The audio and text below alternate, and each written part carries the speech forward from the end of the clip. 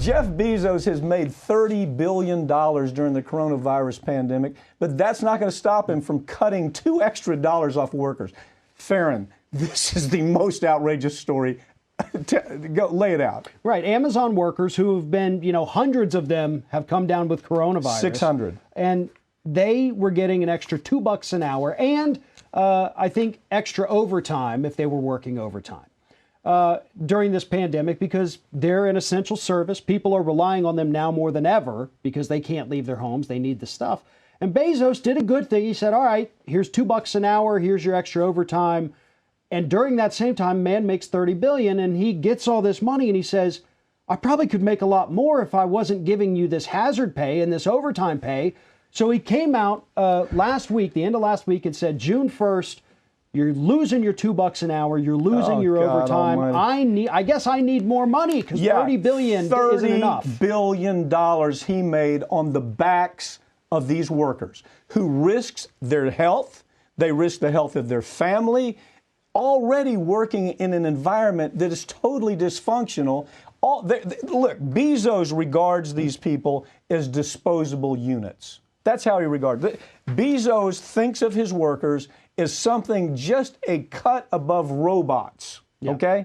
So all of a sudden we see this freak start saying to everybody, well, we're going to give you some extra hazard pay because you're coming in here, you're putting yourself at risk, you're putting your family at risk. He makes $30 billion and then says, oh, well, I got to cut that $2 an hour I was giving you. I got to cut that now. What's happened to capitalism in this country? I mean, really, what in the hell has happened to capitalism in this country?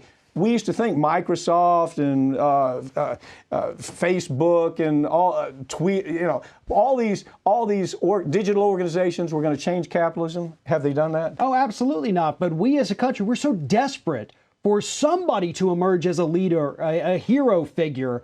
And at first, maybe it's going to be Bill Gates, but maybe not so much. Oh, Mark Zuckerberg. No, not him. He's spying on you.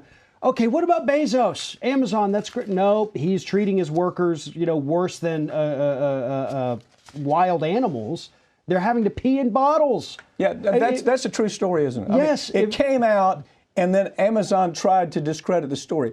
Workers couldn't take the time to use a restroom facility. They were peeing in bottles. Workers for this guy were putting their life at risk by going in there every day and potentially taking the virus home and giving it to their spouses and their children. And he thinks, $2 an extra hour, I only made $30 billion. What in the world is going on with the mentality of these modern digital capitalists? They may have started off, as idealists and I'm going to change the world for the better. But as soon as they started getting those checks, as soon as their bank accounts started going crazy with more money than they could ever spend in 1,000 lifetimes, it changed them. It absolutely corrupted every single one of these individuals. Elon Musk is a great example too. He is out there saying, even though I'm not allowed to, I'm going to reopen, I'm going to force my workers to go back. Oh, well, whatever happens to him. He thinks he's a modern-day Rosa Parks by ignoring these orders. Well, here's the point. When this all started, we said these new digital magnates, they're going to change capitalism. It's going to be better for workers. They're going to allow union workers. They're going to take care of health care. They're going to take care of their people. This guy is Exhibit A for what idiots we were for even suggesting that. Yep. Farron Cousins, thank you for joining me, okay? Thank you.